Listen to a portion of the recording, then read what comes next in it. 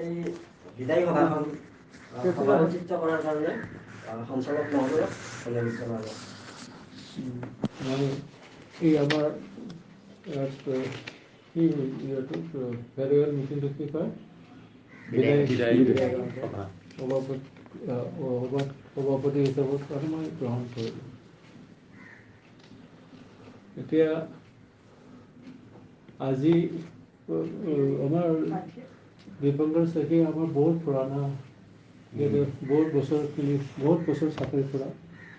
তেখেতৰ 31 তাৰিখত ৰিটায়াৰমেণ্ট তেখেতৰ বিদায় ল'লে চাকৰি জীৱনৰ পৰা। গতিকে আমাৰ বহুত বছৰ গভৰ্ণমেণ্টৰ ঘৰতেই কাম কৰিব লগা হ'ল, চব ভালেই নাম কৰে কৰা। গতিকে আমাৰ ইয়াতেও দুয়ালি কাম কৰি থাকে চবেই আপোনালোকে মুখত আপোনালোকে বেছি জানে। গতিকে এতিয়া তেখেতৰ আজি যদিও অলপ দেৰি নহয়, দেৰি বা সেইদিনা কৰিব লাগে হিচাপত, কিন্তু গভৰ্ণমেণ্টৰ সেইদিনা গভৰ্ণমেণ্টৰ ফালৰ পৰা কৰা হৈছে। মই প্ৰফেচনটো গম পালোঁ। এতিয়া আমাৰ অফিচৰ চাৰ্ভিচৰ অপাৰেশ্যন এৰেঞ্জ কৰিছিলোঁ, খুবেই ভাল পালোঁ। মই বৰ্তমানেও তেখেতেও আহিছে আৰু অলৰেডি এজন আৰু অফিচৰ পোৱা গতিকে এতিয়া কোনে এই অসমত আমাৰ অলপ কোনে ক'ব অলপ তেখেতৰ বিষয়ে অনুৰোধ কৰিছোঁ। আমাৰ ষ্টাফে গৈছোঁ না আমাৰ লগতে না বৰা দুজনৰ কথা কওক।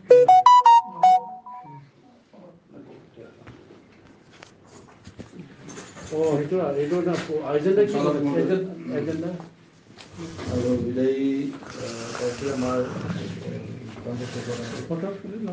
কৰ্মচাৰী বন্ধুসকল, আজি আমি সংখ্যালঘুক আনুষ্ঠানিকভাৱে অৱসৰকালীন হিচাপে আমি আমাৰ এটা সংস্কৃতি এইটো আমি বিদায়ী সম্ভাষণ জনাইছোঁ। কিন্তু আমাৰ হৃদয়ৰ পৰা তেখেতক বিদায় জনোৱা নাই, কিন্তু তেখেত আহিব লাগিব আমাৰ লগত, আকৌ আমাৰ লগত কাম কৰিব লাগিব। আমি অধিক দিন একেলগে কাম কৰিছোঁ। ভাৰত চৰকাৰৰ কেইবাটাও আঁচনি আমি একেলগে কাম কৰিলোঁ, ৰূপায়ণ কৰিলোঁ আৰু যথেষ্ট অভিজ্ঞ ডক্টৰ শইকীয়া তেখেত ভাৰত চৰকাৰৰ লগতো এটা সৌহাৰ্দ্যমূলক সম্বন্ধ আছিল। স্কীমৰ কামবিলাক কৰোঁতে তেখেতে যথেষ্ট পাৰদৰ্শিতাৰ কামখিনি কৰিছিল। অসম চৰকাৰকো যাৱতীয় যিখিনি সমল যোগান দিব লাগে সেইখিনি সময়মতে দিছিল। আৰু মই ব্যক্তিগতভাৱে শইকীয়াক এটা কথা জানো যে খুব ছিনচিয়াৰ মানুহজন, খুব ছিনচিয়াৰ আছিল আৰু টাইম অৰিয়েণ্টেড, সময়মতে কামবোৰ কৰিছিলে আৰু তেখেতৰ কোনো ভেজাল নাই। এজন ধাৰ্মিক চিন্তা চৰ্চা কৰা, আধ্যাত্মিক চিন্তাৰে পৰিপুষ্ট এজন অভিজ্ঞ ব্যক্তি। গতিকে আজি এই সময়ছোৱাত আমি আনুষ্ঠানিকভাৱে তেখেতক বিদায় দিছোঁ যদিও আমি এটা অনুৰোধ কৰিম সকলোৰে হৈ যে আমাৰ মাজলৈ তেখেত আহি থাকিব। আৰু আমি যেতিয়াই অনুভৱ কৰোঁ যে দীপাংকৰ শইকীয়াৰ আমাৰ প্ৰয়োজন হৈছে, আমাৰ প্ৰয়োজন মানে অফিচৰ প্ৰয়োজন মানেই চৰকাৰৰ প্ৰয়োজন মানে ৰাইজৰ প্ৰয়োজন। গতিকে ৰাইজৰ প্ৰয়োজনখিনি কেতিয়াবা আমি হয়তো অসুবিধা পৰিব পাৰোঁ, তেতিয়া তেখেতে আহি যদি আমাক অকণমান ৰিচোৰ্চ ছাপৰ্টটো দিয়ে বা লজিষ্টিক ছাপৰ্টটো দিয়ে, সেইটো আমি আশা কৰিম। আমি আনুষ্ঠানিকভাৱে যদিও আজি বিদায় দিছোঁ, কিন্তু অফিচিয়েলি আমি তেওঁৰ পৰা সদায় সহযোগিতা আমি কামনা কৰিম। আৰু তেখেত মানুহজন বহু বছৰ দিন ধৰি তেখেতে খোৱা বোৱাৰ ক্ষেত্ৰতো বহুত ডিচিপ্লিন মেইনটেইন কৰি চলিলে, এতিয়াও যথেষ্ট ডিচিপ্লিন মেইনটেইন কৰি চলে এই সন্দৰ্ভত। গতিকে তেখেতৰ সেই যিটো আধ্যাত্মিক ভাৱধাৰা চিন্তা চৰ্চা আছে, সেইটো আৰু গতিশীল হওক, ভগৱন্তে তেখেতক সুস্বাস্থ্য দিয়ক। আৰু অসমৰ ৰাইজৰ কাৰণে কাম কৰা তেখেতৰ মন আছে, তেখেতৰ যথেষ্ট ৰাইটিং স্কিল আছে, লিখিব পৰা কেপাচিটি আছে। মই ভাবোঁ অসমৰ ৰাইজক বিভিন্ন প্ৰক্ৰিয়াৰে তেখেতে সহায় সহযোগ কৰিব, ৰাইজক জনাব তেখেতৰ অভিজ্ঞতাৰ কথাখিনি, আৰু এইখিনিয়ে অসমৰ ৰাইজলৈ এটা সম্পদ হ'ব এটা সময়ত। গতিকে আমি আচলতে আজিৰ দিনটোত আমি এজন সম্পদ হেৰুৱাইছোঁ। সম্পদ এজনক আমি বিদায় দিছোঁ। আমাৰ বিভাগটোৰ কাৰণে তেওঁ এজন সাংঘাতিক ধৰণৰ ৰিচোৰ্চ, সাংঘাতিক ধৰণৰ ৰিচোৰ্চ মানে ৰিচোৰ্চফুল পাৰ্চন এজন। গতিকে আমি তেখেতক আমি মানে বিদায় দিবলগীয়া কথাটোতে আমাৰ বেদনাটো আছেই, তাৰ উপৰি আমি এজন অভিজ্ঞ মানে ৰিচোৰ্চ পাৰ্চনক আমি মানে যেন আমি আঁতৰাই দিবলগীয়া হৈছে বা যাবলগীয়া হৈছে।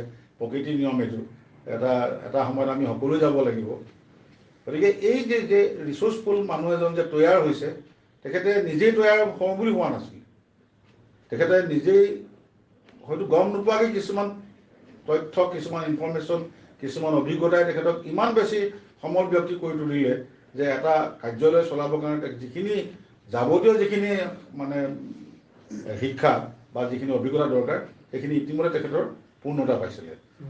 গতিকে এইখিনি আমাৰ ভৱিষ্যতলৈও লাগিব। মই ভাবোঁ প্ৰত্যেকেই সেইটো আদৰ্শৰে আগবাঢ়িব লাগে, আৰু কাৰণ আমি কাম কৰি গৈ থাকিম, অভিজ্ঞতা বাঢ়ি বাঢ়ি গৈ থাকিব। এনেকৈ একোজন একোজন ৰিচোৰ্চফুল পাৰ্চন মানুহৰ তৈয়াৰ হয়। গতিকে মই আজি এই সন্ধিখনত শইকীয়া ডাঙৰীয়ালৈ আন্তৰিক শুভকামনা জনাইছোঁ। ভগৱানৰ ওচৰত প্ৰাৰ্থনা জনাইছোঁ তেখেতৰ সুস্বাস্থ্য হওক, দীৰ্ঘায়ু হওক, আৰু অসমৰ ৰাইজলৈ, অসমৰ জনতালৈ তেখেতৰ অভিজ্ঞতালব্ধ লিখনিসমূহ দিয়ক, অসমৰ ৰাইজ উপকৃত হওক, বিভিন্ন প্ৰক্ৰিয়াৰে বিভিন্ন চিন্তা চৰ্চাৰে দিয়ক, সেইখিনি আমি আশা কৰিম। আৰু আমি যিটো সময়ত আমি তেখেতক প্ৰয়োজন বুলি অনুভৱ কৰোঁ, সেইটো সময়ত তেখেতক যাতে পাওঁ, সেইটো বিনয়ীভাৱে আজি এই মুহূৰ্ততে তেখেতক আমি অনুৰোধ জনাই মোৰ বক্তব্য সামৰণি মাৰিছোঁ। এজেণ্ডা মতে কি কৰিছে এইটো কি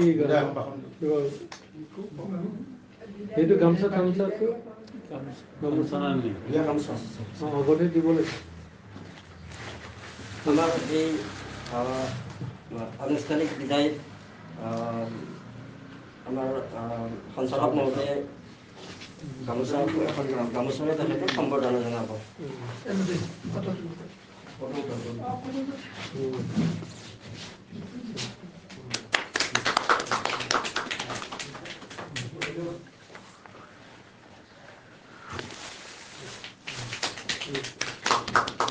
ফটো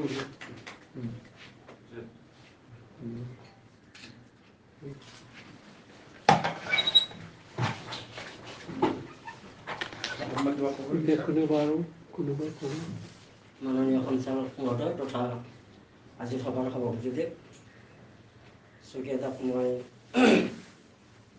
শইকীয়াদাক ক'লে মই 8 বছৰে ডাঙৰ, আৰু কিন্তু মোৰ এতিয়া দবক দিলে আৰু 6 মাহ বাকীয়ে আছে। গতিকে মই সোমাইছিলোঁ 80ত আৰু শইকীয়াদাই সোমাইছিল 88ত। আৰু তেখেতে যেতিয়া SC হিচাপে সোমাইছিল তেতিয়াও লগ পাইছোঁ। জনশিক্ষা আগতে মই সোমাইছোঁ বছৰ আগতে, 8 বছৰ আগত। 8 বছৰ আগত তেখেতে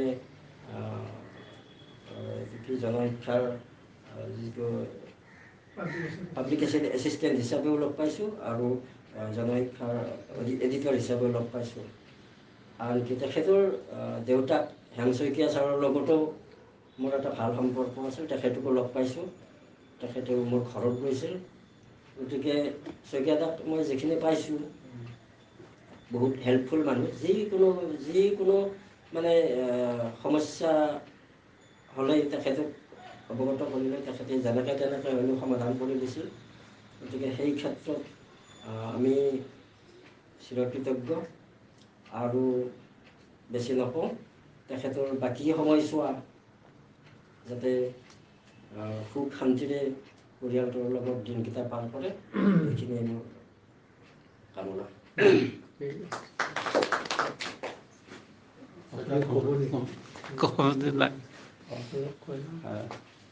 আজি সভাৰ সভাপতিদেৱ, উপস্থিত আজিৰ বিদায়ী প্ৰাৰ্থী ডক্টৰ শইকীয়াদেৱ, আৰু আমাৰ গৱেষণা বিষয়া আমাৰ বৰাদেৱ আৰু ৰহমানদেৱ, আৰু মোৰ মৰমৰ সহপাঠীসকল। মই আজি 2.5 বছৰ হ'ল মোৰ ৰিটায়াৰ, তথাপিও আপোনালোকে নিমন্ত্ৰণ কৰিলে সেইখিনি আপোনালোকক মই ধন্যবাদ জনাইছোঁ।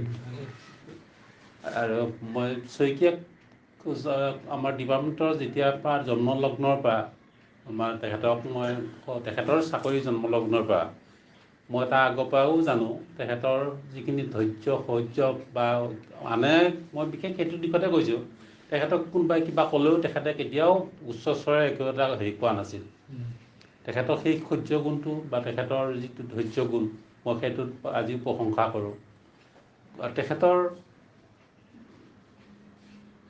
এই মই এটা হেৰি কওঁ তেখেতে মানে আজিও মোক সোঁৱৰাই দিলে কথাটো তেখেতে কৈছে আপুনি মোক মানে এইখিনিলৈ আনিলে এই বস্তু এই পৰ্যায় পোৱালে তেতিয়া ছাৰ আমাৰ TLC প্ৰগ্ৰেমটো চলি আছিল মানে TLC চব মানে সেই গোটেইবিলাক মোৰ হেৰিতে আছিল তেতিয়া তেখেত মই দেখিলোঁ যে মই আমাৰ এজন ভাল নিষ্ঠাৱান কৰ্মী শইকীয়াদেৱক আমি সেই প্ৰগ্ৰেমটোত ইনভল্ভ কৰিলোঁ সেই দিনৰ পৰা ধৰি তেখেতে যি ধৰণে মানে স্বাক্ষৰ অভিযান TLC প্ৰগ্ৰেম আৰু স্বাক্ষৰ ভাৰত প্ৰগ্ৰেম তেখেতে গোটেইখিনি মূৰ পাতি লৈ তেখেতে যেনেকৈ ধৰ আগবঢ়াই নিলে সেইটো ক্ষেত্ৰত মই বিশেষকৈ গৌৰৱান্বিত হৈছোঁ তেখেতে সেই যিখিনি হেৰি কৰিলে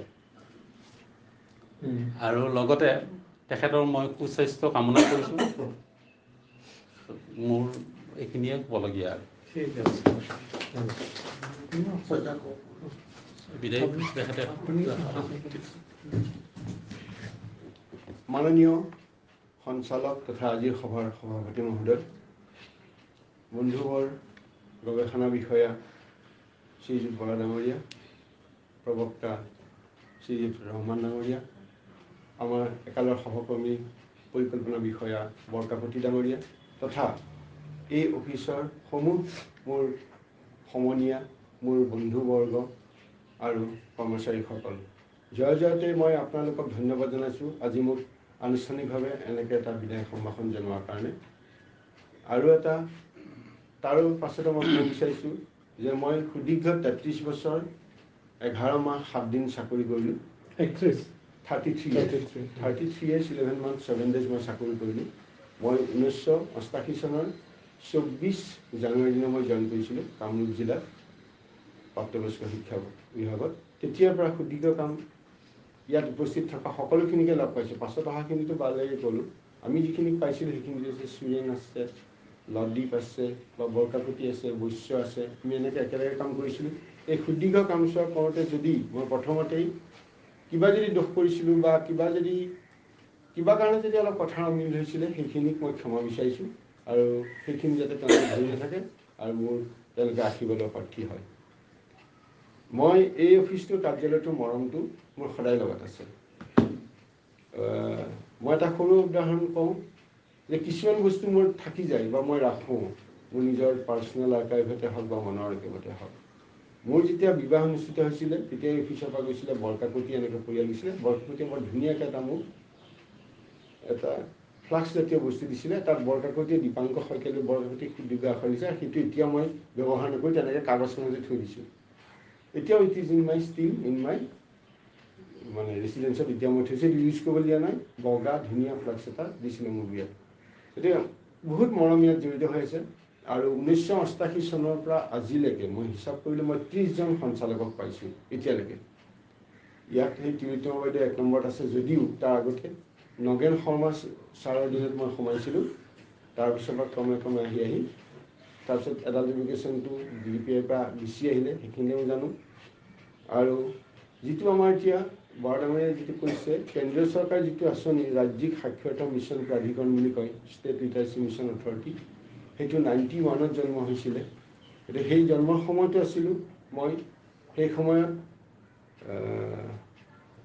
কি আছিলে তেখেত ডেপুটি ডাইৰেক্টৰ নহয় ডেপুটি ডাইৰেক্টৰ যে আছিলে ইণ্টাৰহাল নগেন বড়ো ইনস্পেক্টৰ স্কুল হৈ যাইছে নগেন বড়ো ছাৰ আৰু ময়ে এটা ইনচিডেণ্ট মই আপোনালোকক কওঁ ষ্টেট লিটাৰেচি মিছন অথৰিটিৰ যিখন হিতেশ্বৰ শইকীয়াৰ সভাপতি হৈছিলে সেইখন মিটিঙত ময়ে মানিছ লিখিব লগা হৈছিলে প্ৰথম তেতিয়া মই কোনো ধৰণৰ হেৰি নাছিলে মানে অভিজ্ঞতাও নাছিলে আৰু সেইখন ৰেজিষ্ট্ৰেশ্যন কৰিবলৈ গৈছিলোঁ আমি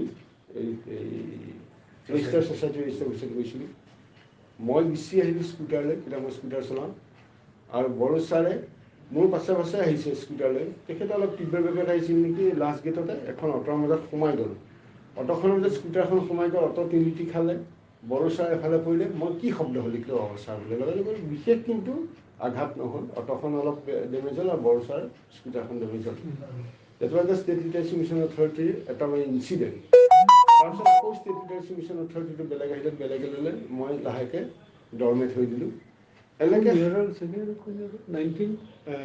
91ত হৈছে ষ্টেট পজিশ্যন, 92ত নটিফিকেশ্যন কৰিছে। আৰু ঠিক তেনেকৈ মই কাম কৰিলোঁ, বিভিন্ন ঠাইত কাম কৰিলোঁ। মই যেতিয়া কামৰূপ জিলা প্ৰাপ্তবয়স্ক শিক্ষা প্ৰাধিকৰণ অফিচত কাম কৰিছিলোঁ, সেই অফিচত কাম কৰাৰ এটা উদাহৰণ আছিলে কিয় যে মই গুৱাহাটী বিশ্ববিদ্যালয়ৰ ছাত্ৰাবাসত থাকি, মই গুৱাহাটীত যদিও মোৰ নিজৰ ঘৰ মাটি আছিল, তো ছাত্ৰাবাসত আছিলোঁ, যিটো সদৌ অসম গুৱাহাটী ছাত্ৰ সন্থাৰ মই সাংগঠনিক সম্পাদক আছিলোঁ। মই গভৰ্ণমেণ্ট ল' কলেজত যেতিয়া মই পঢ়ি আছিলোঁ, তেতিয়া বিজন মহাজন সম্পাদক আছিলে, নিকিবুৰ জামান সম্পাদক আছিলে, বিজন নহয়, বিজন সভাপতি আছিলে। আমি একেলগে পঢ়িছিলোঁ। এই সময়ত আমাৰ গুৱাহাটী ইউনিভাৰ্চিটিত আন্দোলনৰ কাৰণে আমি এটা দীঘলীয়া সময় আমি কটাইছোঁ। দীঘলীয়া 6 বছৰ নে 5 বছৰ পঢ়িব লগা হৈছে, একেটা মানে পৰীক্ষা নহয়, বিভিন্ন কাৰণত। সেই সময়ত মই ছাত্ৰ সন্থাত থাকোঁতে, আজি মই মুক্তভাৱে ক'ব পৰাৰ কাৰণে কৈছোঁ অফিচৰ বাহিৰ, তেতিয়া ছাত্ৰ সন্থাৰ মানুহবিলাকক কিছুমান চাকৰি দিছিলে, আৰু মোকো চাকৰি এটা দিছিলে। সেই সময়ত অবৈধ চৰকাৰৰ দিনত মুকুট শৰ্মা বুলি এজন মন্ত্ৰী আছিলে, তেওঁ মুকুট আলি বুলি কয়, সেই সময়ত নিক নেম কয়। মুকুট শৰ্মা ছাৰে এখন চাকৰি দিছিলে, সেইটো হৈছে মোক প্ৰজেক্ট অফিচাৰ বৰপেটা, তেতিয়া কামৰূপ আছিলে ৰেষ্টুৰেণ্টৰ কামৰূপত বাঁহজানিকা প্ৰজেক্টত, মই কিন্তু বুজি নাপাওঁ তেতিয়া মই ছাত্ৰ সন্থা কৰা ল'ৰা। সেইখন আনি যেতিয়া মোক হোষ্টেলত দিয়াৰ পাছত সেইখন লৈ আৰু বহুতকে তোলাব লাগিলে, কিন্তু আমি জইন নকৰিলোঁ। তেতিয়া এইও আহিল বুলি মই কৈছোঁ, এজন আণ্ডাৰ ছেক্ৰেটাৰী আছিলে, তেখেতেও মাতিছিলে, আমি কিন্তু নগ'লোঁ। কিন্তু দুৰ্গতি মই তাৰপিছত মই আৰ্যত সোমালোঁ কিছুদিনৰ কাৰণে। আৰু সেই সময়তে কোনেও নজনা কথা এটা কওঁ, মই ছাব ইন্সপেক্টৰ অফ ষ্টেটিষ্টিক্সত মই চাকৰিটো পাইছিলোঁ, ষ্টেটিষ্টিক্স এণ্ড ইকনমিক্স ডিপাৰ্টমেণ্টৰ অধীনত। Date was the year of 1987 নৱেম্বৰত মোৰ ওলাইছিলে। তাৰপিছত মই সেইটোত কিন্তু জইন নকৰিলোঁ, যিহেতু মই তেতিয়া গৱেষণাৰ এটা ফেল'শ্বিপ লৈ আছিলোঁ, যিটো এটা দুটা কৰিব নোৱাৰে।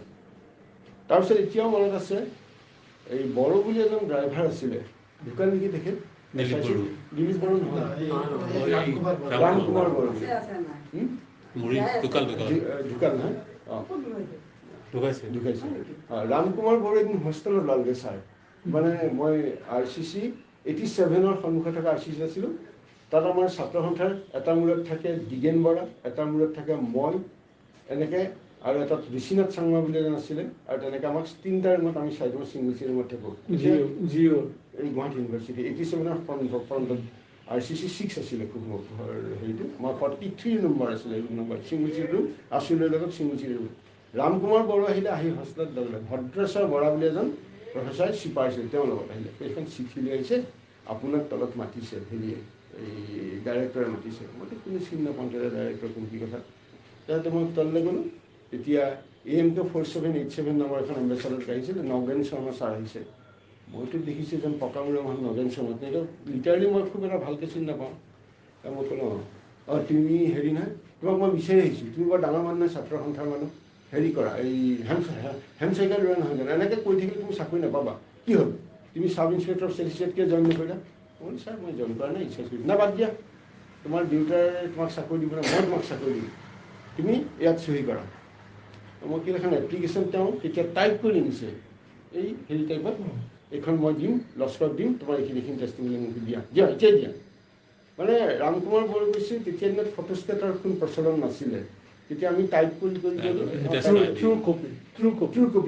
কপিটো লৈ যে কৈছে, ছাৰ মোৰ ট্ৰু কপি অলপ আছে, বোলে না তুমি দিয়া। তেওঁ যে কৈছে মই চৈ দিম, বাছ তুমি আমুক তাৰিখে কামৰূপ ডিষ্ট্ৰিক্টত যাবা, মই তাত কৈ থ'ম লস্কৰ আছে, তুমি ইণ্টাৰভিউ দিবা। দেৰ ইজ এ কমাণ্ডিং ফ'ৰ্চ। সেইটোৱে মোৰ জীৱনৰ পৰিৱৰ্তন। তেতিয়া কৈছে তুমি আৰ্যত কাম কৰি থাকিব নালাগে। তেতিয়া ননী কি আছিলে, ননী কলিতা ছাৰ আছিল তেতিয়া ইন্সপেক্টৰ হৈছিল কামৰূপ, এই আম্বাইত আছিলে। ননী কলিতা ছাৰ মাজত মাতিলে যে দীপাংকৰ তুমি কাম কৰা, নগেন শৰ্মাই মোক কৈছে গুচি আহা, এইটো ৰেজিগনেশ্যন দি দিয়া, কলেজৰ এইটো চাকৰিটো তুমি ৰেজিগনেশ্যন দি দিয়া, কাৰণ তোমাৰতো হেৰি নাই, এইটো তোমাৰ মানে এগৰাকী মানুহ মৰিছিল কাৰণে লিভত সোমাইছিলে, গতিকে তেওঁ মোক ক'লে মই চাই আছোঁ এতিয়া হায়াৰ হেৰিটো তুমি এৰি দিয়া। তেওঁ ডেপুটি ডাইৰেক্টৰ আছিলে খুব হায়াৰ এডুকেশ্যনৰ, মোৰ যিমানটো মন পাই ইনফ্লুৱেঞ্চ কৰিলোঁ, তেওঁ মই ক'লোঁ মই বুজি নাপাওঁ, এৰি দিম যিয়ে নহওক।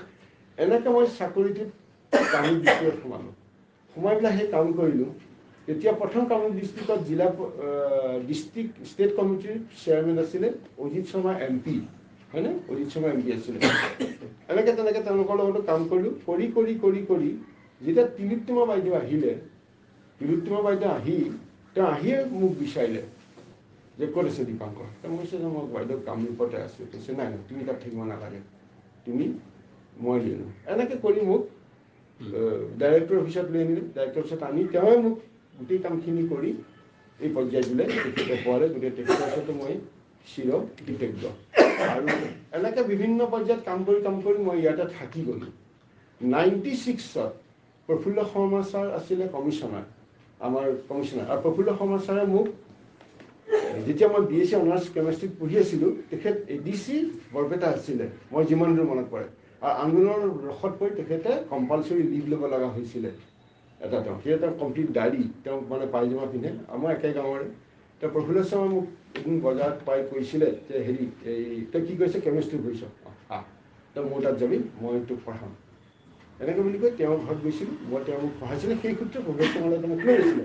আৰু সৌভাগ্যবশত তেখেতক মই কমিশ্যনাৰ হিচাপে পালোঁ। পুৰণা ছেক্ৰেটাৰী কমিশ্যনাৰে মোক মাতি লৈ গ'ল। মাতি লৈ ক'লে যে তই এটা কাম কৰ, তোক মই এটা চাকৰি দিম, তই কৰিবিনে? কি চাকৰি? কৈছে মই এতিয়া দাদা বুলিয়ে মাতোঁ। তই ছাৰ বুলি মাতিছ বুলি নাই, এতিয়া কমিশ্যনাৰ আপোনাক ছাৰ বুলি মাতিব লাগিব। কৈছে মই এটা কাম কৰ, নলবাৰী নতুনকৈ ডিষ্ট্ৰিক্ট হৈছে, এতিয়া নলবাৰী ডিষ্ট্ৰিক্ট হৈছে হয়নে?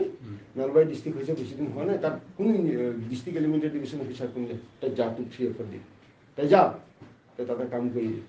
তাৰপিছত তেতিয়া মই 96ত, তেতিয়া মোৰ ল'ৰাটোক 5 বছৰ হৈছে নে 6 বছৰ হৈছে। মোৰ মিছেছে কলেজত সোমাইছে। মই ৰেডিঅ' টিভিত পাৰ্ট টাইম কাম কৰি থাকোঁ। মোৰ ইচ্ছা নাছিলে। তাৰপিছত তেওঁ ক'লে নাই মই তোক দিম, তোক লিখিলোঁ, যা।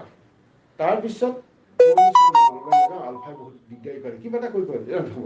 তেওঁ ক'লে ঠিক আছে, মঙলদৈত দিছোঁ। তাৰপিছত নাই, মঙলদৈটো আলফাই। মই এনেকৈ তেওঁৰ লগত কথা পাতি আছোঁ। তাৰপিছত তেওঁ ক'লে ঠিক আছে হ'ব, মই বুজি পাইছোঁ, তোক ঘৰত লাগেতো, মই যোৰহাটত দিম। যোৰহাটত মিজোৰামৰ মানুহ এজন আণ্ডাৰ ডেপুটেশ্যন আহিছে, মিজোৰাম গভৰ্ণমেণ্টৰ পৰা। তেওঁ আলফাৰ কাৰণে তই ঘূৰি যাব, তই যোৰহাটত যা। তাৰপিছত ক'লো তেওঁৰ ৰুমতে কথা পাতি আছোঁ। হেমেন দাস MLA আছিলে আৰু প্ৰভাত চন্দ্ৰ কোঁৱৰ বুলি ছাৰ, ডাইৰেক্টৰ ইমিডিয়েট এডুকেশ্যন, তেওঁ খুব পাৱাৰফুল আছিলে। তেওঁ বহি আছে। মই কিন্তু প্ৰভাত চন্দ্ৰ ছাৰ কোঁৱৰ ছাৰৰ লগত কোনো মোৰ পাৰ্চনেল চিনাকি নাই। তাৰপিছত তেওঁ মোক ক'লে, মই বোলো ছাৰ নালাগে ছাৰ, মই ইয়াতে থাকি মই এডিটৰ হৈ থাকিবলৈ বিচাৰোঁ। তেওঁ মোক খুব বেয়াকৈ গালি পাৰিলে। বাপেৰৰ ঘৰ পাইছে নেকি, গভৰ্ণমেণ্টখন বাপেৰ পাইছে নেকি, চাকৰি নকৰ, কিটো প্ৰব্লেম আছে? তাৰপিছত মই ক'লোঁ ছাৰ মোৰ প্ৰব্লেম অলপ আছে, সেইকাৰণে মই কৰিব পৰা নাই। আৰু সেই সময়তে পেগু ছাৰ, আনন্দ চন্দ্ৰ পেগু আছিলে ডাইৰেক্টৰ। মই ডাইৰেক্টৰত ক'ম, মই হ'ব ছাৰ ক'ব, আপুনি ডাইৰেক্টৰ ক'ম। মোক ছাৰ নালাগে, মই ইয়াতে এডিটৰ হৈ আছোঁ, মোক ইয়াতে থাকিবলৈ দিয়ক।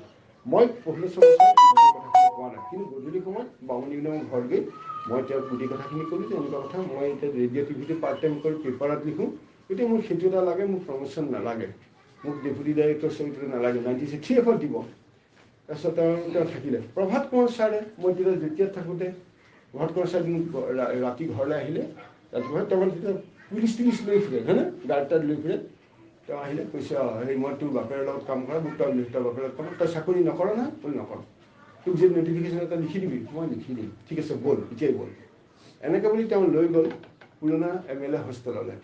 MLA হোষ্টেল তাতে কৈছে ইয়াতে বহ। মই কাৰ ঘৰত চিনি নাপাওঁ তেতিয়া, ৰাতি ঠাণ্ডা দিন। কৈছে এজন বুঢ়া মানুহে বহি আছে আৰু মই তাত গৈছোঁ, কৈছে তই ইয়াত বহি থাক। মই তেওঁ ভিতৰলৈ গ'ল, কথা বতৰা পাতি আহিলে। একদম মানুহটো এইবিলাক আলু চালু কিবা পুৰি আছে, বান্দৰ টিকেট আপুনি মনত হৈছে। তাৰপিছত আহি ক'লে, তেওঁ আহি মুঢ়াটোতে বহিলে, কথা উঠ মুঢ়াত বহিলে। কৈছে ছাৰ আহিলোঁ, এইজনেই মানুহ। ছাৰ বুলি কৈছে বুঢ়া মানুহটো কোন? বান্দৰ টিকেট পিন্ধি আছে।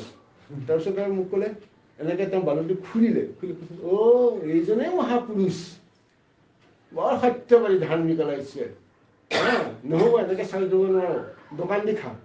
কোন মানুহ? মই এতিয়া ধৰিব মানে ক'লা বোলে সেইজন আছিলে ডক্টৰ ধুনীধৰ বৰ্মা।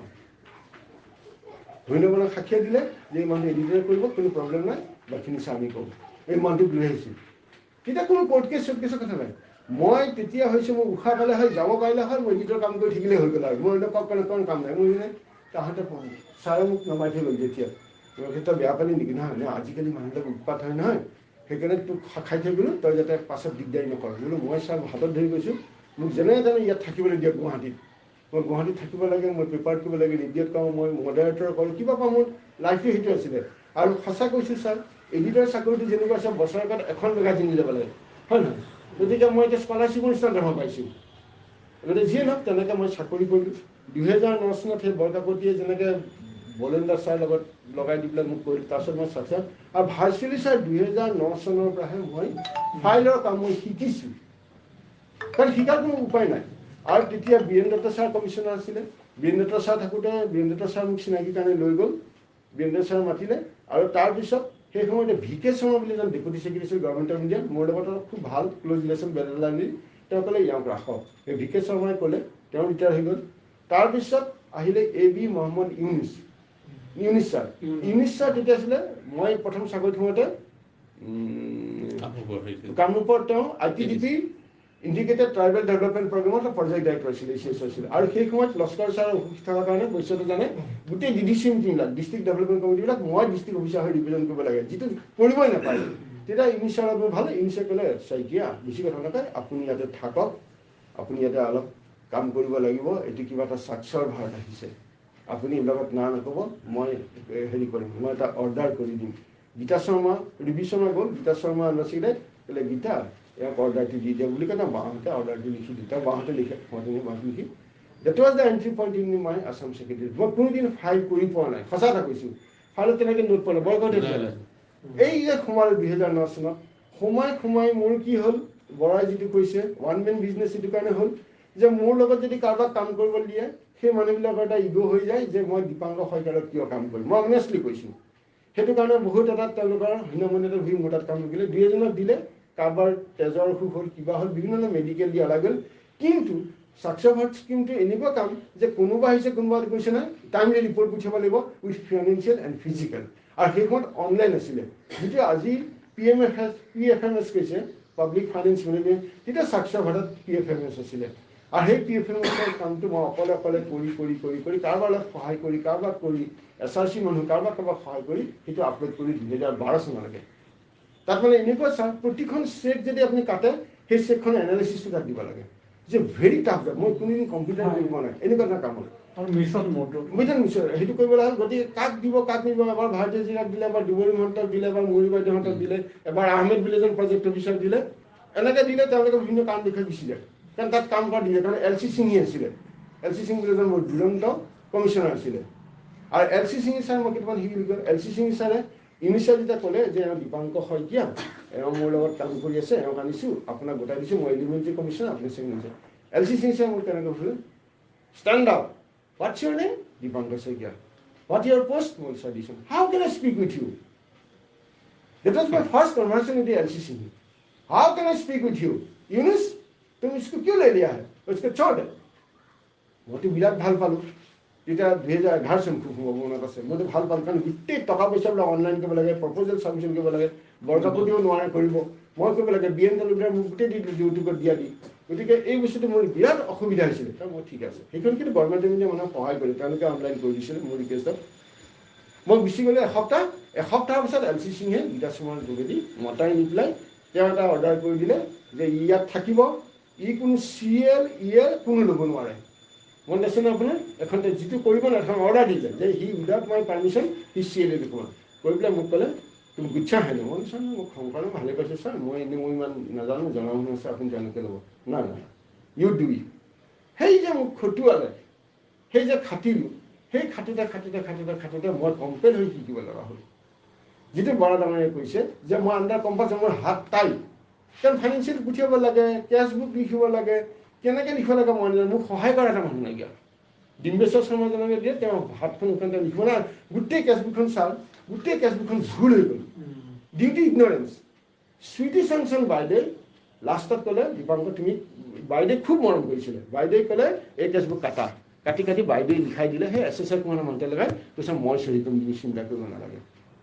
এনেকৈ মই বিভিন্ন ধৰণৰ মানুহৰ পৰা মই সহায় সহযোগ, মৰম, গালি, মই গালিও খাইছোঁ, জৈন ছাৰৰ পৰা গালি খাইছোঁ, চিনি ছাৰৰ পৰা গালি খাইছোঁ, বিভিন্নজনৰ পৰা গালি খাই মেলি মই আজি এই অৱস্থাপ্ৰাপ্ত হ'লোঁ। কিছু শিকিলোঁ, এতিয়াও শিকিবলৈ বাকী আছে। আৰু এতিয়া মোৰ শিকাখিনি মই এতিয়া মেচিয়ৰ বুলি নাপাওঁ, কেতিয়াবা মই পাহৰি যাওঁ, কেতিয়াবা আউল লাগি যায়। গতিকে সেইখিনিৰ কাৰণে মই সৰুকৈ ক'লোঁ গোটেই কথাখিনি। মই হেৰি কৰিম, যেতিয়াই দৰকাৰ হয় তেতিয়াই মই যিখিনি জানো সেইখিনি মই দিম। আৰু মোৰ হাতত কোনো বস্তু নাথাকে, এইবিলাক মই লৈ যোৱা বস্তু নহয় বা লুকুৱাই ৰখা বস্তু নহয়, মই গোটেই বস্তুখিনি ছাৰ দি দিম। যেতিয়াই যি মুহূৰ্তত লাগে মই আনঅফিচিয়েলি যিখিনি পাৰোঁ সীমাত থাকিম, মই কামখিনি আপোনালোকক সহায় কৰি দিম। যিটো নিউ ইণ্ডিয়া লিটাৰশ্বিপ প্ৰগ্ৰেম এটা বৃহৎ প্ৰগ্ৰেম আহিব, সেইটো 2035 চনলৈকে প্ৰগ্ৰেম চায় আৰু সেইটো গোটেই all district urban and rural হ'ব। এই PLPT এটা ষ্টপ দিয়াৰ প্ৰগ্ৰেম, সেইটো শেষ হৈ যাব মানে প্ৰণালীখন। গতিকে এইখিনি চাই কৰিম আৰু আপোনালোকৰ ওচৰত কাম কৰি সকলোৰ ওচৰত মোৰ অফিচটোত বিৰাট ভাল লাগে, নিজৰ ঘৰ যেন লাগে। ইয়াত আহিলে চব কাম নিজে কৰিব পাৰোঁ, কম্পিউটাৰ নিজে টাইপ কৰি কিবা কিবি কৰি আমি এটা মানে খুব এটা ভাল পৰিৱেশত কাম কৰিছিলোঁ। আৰু বৰা ডাঙৰীয়াৰ লগতো বহুত দিন কাম কৰিলোঁ। তেখেতো কাৰ্বি আংলঙত যেতিয়া district officer plus member secretary আছিলে, যথেষ্টখিনি কাম কৰিছে। তেখেতৰ ডিষ্ট্ৰিক্টখন আগুৱাই গ'লে পুৰস্কাৰ পোৱা পৰ্যন্ত হৈছিলে। গতিকে এনেকুৱা ধৰণৰ এটা যিখিনি অভিজ্ঞতা হৈছে, বৰকাকতিৰ পৰা আমি বহুত প্লেনিঙৰ কাম একেলগে দুজনে কৰিলোঁ এটা সময়ত, নহয় জানো বৰকাকতি? বহুত কষ্ট কৰিলোঁ। এনেকৈ কৰি কৰি কৰি আমি কিছু কথা শিকিলোঁ, পূৰ্ণতা নাপালেও কিছু কথা অভিজ্ঞতা হ'ল। পূৰ্ণতা বুলি মই নকওঁ, কাৰণ পূৰ্ণতাটো বৰ বেয়া শব্দ, পূৰ্ণতা মই নকওঁ। আৰু আজি মই যদিও আহিছোঁ, মোৰ মনটো বেয়া লগা নাই, খুবেই ভাল লাগিছে।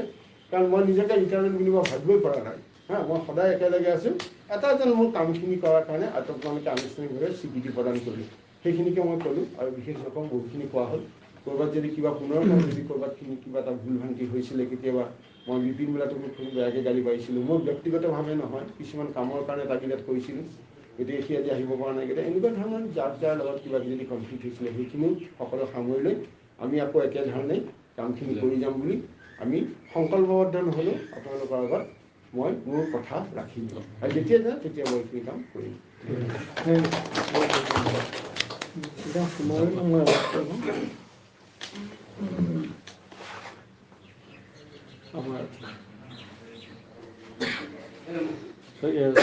আমাৰ শইকীয়া ডাঙৰীয়া আৰু আমাৰ ৰাজ্য এডুকেশ্যন অফিচৰ ডাইৰেক্টৰ অফিচৰ ষ্টাফসকল, মোৰ কলিগ ষ্টাফ, আজি যিটো শইকীয়া ডাঙৰীয়াৰ যিটো সেইটো বা আনুষ্ঠানিকভাৱে এইটো কৰা হৈছে, এইটো খুব ভাল হ'ল।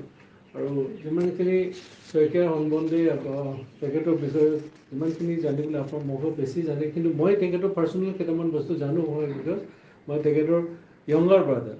তেখেতৰ younger brother Nripanka Saikia, he happen to be my colleague in Haflong government college.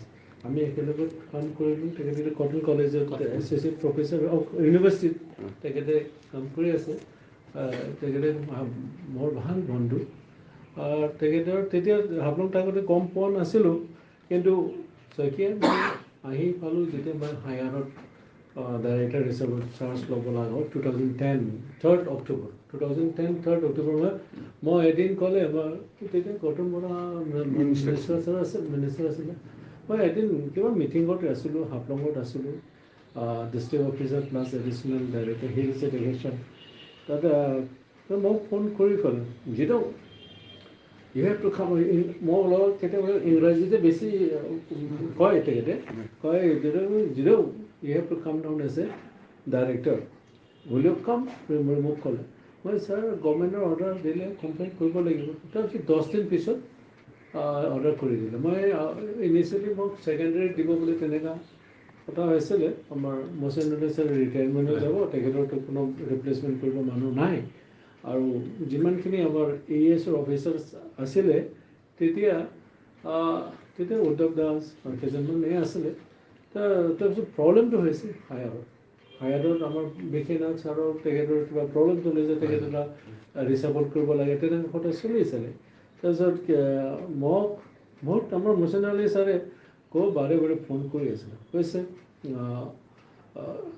মই ক'ত কাম কৰিছিলোঁ ইয়াত সময়ৰ আগত, মই কাপোৰ কলেজত কৰিছে নাই ইউনিভাৰ্চিটি আপুনি কৰিলে, 10বাৰমান ফোন কৰিলে। মই ক'লোঁ হয় ছাৰ, মই হাফলং গভৰ্ণমেণ্ট কলেজৰ লেকচাৰাৰ আছিলোঁ। তাৰপিছত আছাম ইউনিভাৰ্চিটি যিটো চেণ্ট্ৰেল ইউনিভাৰ্চিটি হৈছে তাতেও মই ফাউণ্ডাৰ টিচাৰ হিচাপত আছিলোঁ। তাৰপিছত আহিলোঁ ইয়াতে। তাৰপিছত সেইটো ক'লোঁ। তাৰপিছত 10 দিন পিছত মই ডাইৰেক্টৰ হায়াৰ বুলি আনিলোঁ। জইন কৰাৰ পিছত মই এটা জাষ্ট ৰেপুটেশ্যন ক'ব বিচাৰোঁ যে মই কেম ডাউন টু গুৱাহাটী, মই কলেজত কাম কৰিলোঁ, ইউনিভাৰ্চিটিত কাম কৰিলোঁ, ডিষ্ট্ৰিক্টত কৰিলোঁ, ষ্টেট হেডকোৱাৰ্টাৰ আহোঁ, গভৰ্ণমেণ্টৰ পৰা কাম কৰোঁ, কিন্তু এই যে ইমান ডাঙৰ সাগৰ, মই কোনপিনি চাটাৰ কাটি কোনপিনি ৰাস্তা ওলাই যাব পাৰোঁ, কাটি ওলাই যাব, সেইটো একেবাৰে গম পোৱা নাছিলোঁ। মানে it was such a big ocean, Saikia Bora, ইমান ডাঙৰ সাগৰ তাৰ মই হাতত কাটিবলৈ ভালকৈ নাজানো ক'ত ডুবিজন তেনেকুৱা বিগিনৰ পালোঁ তাৰ মই তেনেকুৱা লাহে লাহে চববোৰ মানুহে হেল্প কৰিছে তাৰপিছত হায়াৰত বেলেগ এটা এৰিয়া আছিলে কমিশ্যনাৰেটো বেলেগ হায়াৰ বেলেগ ছেকেণ্ডেৰী এলিমেণ্টেৰী কাম কৰাটো এটা ছিষ্টেমটো বেলেগ আছিলে তেতিয়া আমাৰ এৰিয়া আছিলে আমাৰ এছিয়ান কেৰিছাৰ তেখেতে এডিশ্যনেল চিফ ছেক্ৰেটাৰী হায়াৰত আছিলে তেখেতৰ আণ্ডাৰত আমি প্ৰতি সপ্তাহত আমি after every 10-15 days not 10-12 days review meeting হয় প্লেনিঙৰ ৰিভিউ মিটিং হয় তাত ষ্টেটাছৰ তেনেকৈ গোটেইখিনি ছিষ্টেমেটিক হয় মই কোনো জিদৌ ইয়াৰ জিদাম তেনেকৈ সুধিছে তাৰপিছত জিদৌ তাৰপিছত আমি তেখেতৰ লগত সদায় ৰিভিউ মিটিঙত কৰোঁ আমাৰ অফিচাৰ কমিশ্যনাৰ আহে ডেপুটি ছেক্ৰেটাৰী জইণ্ট ছেক্ৰেটাৰী আহে তাৰপিছত আমি পইণ্ট গতিকে কোনো ধৰণৰ প্ৰব্লেম হোৱা নাই আমি ছিষ্টেমেটিকলি গ'লোঁ তাৰপিছত আকৌ অলপ গভৰ্ণমেণ্ট চেঞ্জ হ'ল তেখেতে এটা বৰ আপুনি এটা কেইটামান গভৰ্ণমেণ্টৰ শইকীয়া কেইটামান বস্তু হয় যে আমাৰ এডিশ্যনেল চিফ ছেক্ৰেটাৰী এছিয়ান ফৰ্চুন Mohammad who was known to be as a tiger or very strict and a very tiger sort of officer খুব strict খুব যিটো কৰিব তেনেকুৱা ৰেপুটেশ্যন আছিলে গতিকে তেখেতৰ he was supposed to be chief secretary কিন্তু কিবা কাৰণে তেখেতৰ কিবা পইণ্টত এইটো মানে ছাৰ্ভিচ ৰোলটো মানে ছাৰ্ভিচ ৰোল যিটো ছেটআপ সেইটো হিচাপত প্ৰিন্সিপলত ষ্টিক কৰাৰ কাৰণে মই আজি ক'ব তেখেতৰ he could never come back to secretary তেখেতে ৰিটায়াৰ হৈ গ'ল ৰেভিনিউৰ চেয়াৰমেন কৰি থাকিব লগা হ'ল otherwise he was supposed to be chief secretary immediately after Naba Das sir তেখেতৰ পিছতে পি বি বৰ্মাৰ পিছতে হ'ব লাগিছিল এইটো তাৰপিছত এইটো মই ক'ব বিচাৰিছোঁ মানে বহুতখিনি তেনেকৈ হ'ল এইবোৰ কৰোঁতে মই ছেক্ৰেটাৰী যাওঁতে বহুতখিনি পালোঁ তাৰপিছত মিটিঙত কেতিয়া common meeting secretary elementary higher এডাল তেনেকুৱা শইকীয়াক আমাৰ তেখেতক থাকোঁ মিটিঙত আহিছোঁ তেতিয়া মই অহাৰ পিছত তেতিয়া ভাবোঁ শইকীয়া বাৰু মই একচুৱেলি তেখেতেতো ছেক্ৰেটাৰী তেখেতে তাৰ ষ্টাফ বুলি মই তেনেকৈ মই সদায় দৌৰি লৈছিলোঁ তাৰপিছত গম পোৱাৰ পিছত মই যেতিয়া হায়াৰৰ পৰা ছেকেণ্ডেৰীত ল'ব লগা হ'ল তেতিয়া তেখেতক পালোঁ তেখেতে যদিও তাত থাকিছে কিন্তু মই ক'ব বিচাৰিম তেখেতেতো তাত যিমানখিনি কণ্ট্ৰিবিউশ্যন কৰা আছে আমাৰ এডাল এডুকেশ্যনত এক সময়ত যেতিয়া বিগিনিঙত এডাল এডুকেশ্যন বস্তুটো খুব এটা মেজৰ এটা ডিপাৰ্টমেণ্ট এইটো প্ৰজেক্টবিলাক ইমানখিনি চেণ্ট্ৰেল প্ৰজেক্ট হৈছিলে ইমানখিনি কাম হৈছিলে মই তেতিয়াও ইনভলভ নহ'লেও বাহিৰৰ পৰা গম পাইছোঁ আমি কেইটামান ক্ষেত্ৰত আমি এই যে টোটেল লিটাৰেচি প্ৰগ্ৰাম কলেজত থাকোঁতে আমি হাফলঙত কিবা কৰিব লগা হৈছিল কিবা আৰু THC প্ৰগ্ৰাম আমি কিবা তেতিয়া জিষ্ণুপুৰত DC আছিল হাফলং আমি কলেজত থাকোঁ এইবিলাক কাম কৰিলোঁ তাৰপিছত গম পালোঁ এতিয়া এইবোৰ টাইমত তেখেতে he is one of the person খুব বৰাদেও কৈছে খুব কাৰেক্টলি কৈছে মই যিটো মনৰ কথা তেখেতে কৈছে যে ভেৰি ৰিচৰ্চফুল পাৰ্চন ভেৰি ৰিচৰ্চফুল আৰু যিকোনো চিচুৱেশ্যন আমাৰ এই যে আমাৰ ইহঁতো ক'লে যিকোনো চিচুৱেশ্যনত টেকেল কৰি প্ৰব্লেমটো চল্ভ কৰি মেনেজ কৰিব পৰা ডেট কোৱালিটি হেজ গট আৰু সেইটোৱেই দৰকাৰ আমাৰ কমিটমেণ্ট নিজৰ যিটো কমিটমেণ্ট এটা কমিটমেণ্ট এটা কনষ্ট্ৰাকটিভ মাইণ্ডত লৈ যোৱা যিকোনো situation that problem that issue has need to be settle এই এটিটিউডটো আমাৰ এই যে মনোভাৱ থট যিটো আমাৰ চবৰে থকাটো উচিত থকাটো প্ৰয়োজন যদি সেইটো থাকে যদি চবৰ যদি থাকে যিকোনো অফিচিয়েল ছেটআপ যিকোনো অফিচৰ এটা অৰ্গেনাইজেশ্যন হওক বা অফিচৰ মেনেজমেণ্টটো ইয়াতে কোনো ধৰণৰ প্ৰব্লেম নহয় কামটো স্মুথলি হৈ যায় গতিকে আজি মই এই তেখেতৰ বৰাদেও কৈছে আমাৰ বৰকাকতেও কৈছে আমাৰ গতিকে আমাৰ চাবও কৈছে গতিকে তেখেতৰ বিষয়ে মই বেছি ক'বলৈ নাযাওঁ পাৰ্চনেলি মই তেখেতৰ খুব ব্লাডাৰী এপাৰ্ট ফ্ৰম আমাৰ ষ্টাফ হিচাপত ব্লাডাৰী ৰিলেশ্যনো আছে বহুতখিনি আমি বহুতখিনি শ্বেয়াৰো কৰিছোঁ তেখেতৰ হি হেপেন টু বি পাৰ্চনেল লেভেলতো বহুতখিনি মোৰ হেল্পফুল হৈছে মই কেইটামান খুব আই কেনট ফৰগেট কেইটামান খুব তেনেকুৱা কাম তেখেতে কৰিব দিব পৰা কেপাচিটি আছে আৰু আজি তেখেতৰ ৰিটায়াৰমেণ্টৰ আমাৰ ফেয়াৰৱেল হিচাপত তেনে এটা অফিচিয়েলি আমি প্ৰগ্ৰাম কৰিলোঁ। তথাপিও এইটো নহয় যে তেখেতে আমাৰ অফিচত এটা এছেট আছিলে। এতিয়া ৰিটায়াৰমেণ্ট হৈ যোৱাৰ পিছততো নাই, এইটো নহয়। মই সদায় তেখেতে কৈছোঁ, মই মাজতে ভাবিছিলোঁ আমাৰ এতিয়া আগৰ তুলনাত কাম বেছি নাই, কিন্তু এতিয়াতো আকৌ যদি নিউ ইণ্ডিয়া কি এইটো প্ৰগ্ৰাম, নিউ ইণ্ডিয়া লিটাৰেচি প্ৰগ্ৰামটো যদি আহে, খুব ডাঙৰ প্ৰগ্ৰাম হ'ব। আৰু এই যে আমাৰ পঢ়া লিখা অভিযানৰ এইটো সেই প্ৰজেক্টটো যোৱা বছৰতে লাষ্ট আছিলে, কিন্তু এক্সটেণ্ড কৰি দিছে আপ টু 2022 মাৰ্চ। গতিকে সেইটো সময়তো তেখেতৰ ইনভলভমেণ্ট আছে। মই মাজত ভাবিছিলোঁ বাৰু তেখেতেও আমি অফিচৰ বা আমি ইয়াত তেনেকৈ থাকিলে আমি অলপ ছাৰ্ভিচ আৰু ৰিকুৱেষ্ট কৰিব পাৰিম নেকি, তেনেকৈ মই ভাবিছিলোঁ। কিন্তু চিচুৱেশ্যন তেনেকুৱা পাৰ্মিশ্যন নহ'লে, টাইমটো মিলাব নোৱাৰিলোঁ। আৰু গতিকে তেখেতৰ যিটো জীৱনত বহুতখিনি কাম কৰি গৈছে, has done A lot of things. বহুত কাৰোবাৰ যিটো তেখেতৰ পৰাও শুনিছোঁ, বহুতখিনি কেইটামান মই গম পোৱা নাছিলোঁ।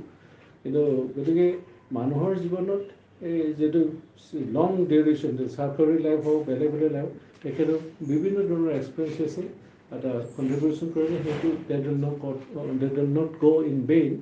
তেখেতৰ নিশ্চয় তেখেতৰ উপহাৰ পাব। সেইবোৰ আছিলে চামথিং ইন ৰিটাৰ্ণ চাৰ্ভিচ পাব। আৰু তেখেতৰ অলৰেডি ভালেই হৈছে। তেখেতৰ ল'ৰাজন ডুইং ভেৰি ফাইন। তেখেতে নাচাত পাইছে। লাইক ফটা লাইক চান, তেনেকৈ মই কথা কওঁ। ডক্টৰ নিচিনা ইণ্টেলিজেণ্ট ওলাইছে। গুগলত তেতিয়া নিচিনা কাম পোৱা কম কথা নহয়। গতিকে মই এপ্ৰিচিয়েট কৰোঁ। আৰু শইকীয়াক মই পাৰ্চনেল ৰিকুৱেষ্ট আমাৰ বৰাদেউক কওঁ বা আমাৰ চবেই কৈছে যে মানে অৱসৰ ল'লেও এইটো নহয় যে আমাৰ ছাৰ্ভিচৰ পৰা তেনেকুৱা আমাৰ পৰা অফিচৰ হোৱাটো নহয়। আপোনাৰ ইউৰ মষ্ট ৱেলকাম। যেতিয়া আমাৰ অফিচত যিটো নিজে ফিল কৰে আপুনি আহিব পাৰে। কিবা নিজে পাৰ্চনেলি যদি ফিল কৰে যে আমি এইটো সহায় কৰি দিম, যদি আপোনাৰ যিটো নেচাৰ আছে চবতে সহায় কৰি সেইটো কথা কওক। আৰু কাম যিবোৰ আমাৰ প্ৰব্লেম হ'লে আমিও ৰেফাৰ কৰি দিম, আপুনি আগবাঢ়ি আহিব। আৰু তাৰ ওপৰত আপোনাৰ অৱসৰৰ ৰিটায়াৰিং লাইফটো যাতে ভালকৈ আৰম্ভ কৰক, আৰম্ভ হওক, মানে ভালকৈ কাটিব পাৰোঁ উইথ ফেমিলি। বাইদেউটো এতিয়াও আছে ইয়াত কলেজত আছেতো এতিয়াও স্পিৰিট কলেজত। গতিকে মোৰ ফালৰ পৰা ভগৱানৰ পৰা প্ৰাৰ্থনা কৰোঁ যে তেখেতৰ ভাল বস্তু মানে গুড হেল্থ হওক, আৰু কামবিলাক যিটো কিবা আনফুলফিল থাকি গ'ল সেইটো কামটো হওক। যিটো কৰিব মনত বিচাৰিছিলে চাকৰি লেভেল কৰিব পাৰে সেইটো কৰক। আৰু মই আই হান্স লিটিল বিট তেখেতৰ কেপাচিটি আছে, বিভিন্ন ধৰণৰ অৰ্গেনাইজেশ্যন কাম কৰা কেপাচিটি আছে, যিটো ভাবে ভালকৈ হওক, যিটো তেখেতে ভাল লাইনত হওক, পজিটিভ হিচাপত যাওক, ভাল আৰু ৰিমেইনিং লাইফত কিবা কণ্ট্ৰিবিউশ্যন কৰিবলৈ সক্ষম হওক। ইমানখিনি কৈ আপোনাৰ মই ইমানখিনি কথা কৈ বাকীবোৰতো থাকিবই। গতিকে ইমানখিনি মই ফালৰ পৰা এবাৰ শুভেচ্ছা জনাই জ্ঞাপন কৰি আপোনালোকক ইমানখিনি কথা কৈ সামৰি দিছোঁ। Thank you. মই আপোনালোকে ইয়াত কৰি ল'ব কিবা খাব খোৱা এৰেঞ্জমেণ্ট কৰিলে মই যাব লাগত জাষ্ট মই আজি নহয় ভালকৈ দিয়ক এটেণ্ড কৰিব। মই লাগিলে আমি আকৌ তেখেতক মই তেখেতক আমি মাতি আছোঁ, আহিব তেখেত নাযায়। গতিকে যাব নালাগে, যাবলৈ নিদিম আমি। গতিকে কৰক আপোনালোকে কৰক। একাদশ আহিছে কিবা এই প্ৰজেক্টবিলাকৰ তেখেতকো অলপ কৰিব ডিছকাশ্যন কৰা হৈছে। কিবা সদায় ডোণ্ট হেজিটেট। তেখেতে আপুনি ফিল নকৰিব আপোনালোকৰ যিটো যাতে আমাৰ অফিচত যাতে সেইটো কিবা হ'লে হেল্প চাওঁতে নাই, সেইটো যদি ছাৰ্ভিচ পায় তেনেহ'লে মই শইকীয়াকো মই ৰিকুৱেষ্ট কৰিছোঁ। ঠিক আছে, থেংক ইউ। আপোনালোকে কৰিব মই যাওঁ। হ'ব, থেংক ইউ। আচ্ছা, এই এটা এইটো কি হয়